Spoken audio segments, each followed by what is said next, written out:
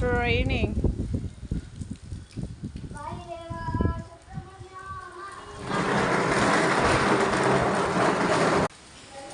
Next వర్షంలో ఏం చేస్తున్నావు? బాగుందా వర్షం పడితే? చల్లగా ఉందా? రోజు బాగుందా ఈరోజు బాగుందా క్లైమేట్? ఎట్లా వస్తుంది సొగ్గాలి? భయం లేదా నీకు వర్షం అంటే? గుండె ఎందుకు చేసుకున్నావు? కాదనట్లేదనా? తిరుపతిలోకి వెళ్తే చేసుకున్నావా? Bye bye. దిగు నువ్వు అట్లా ఎక్కచ్చా?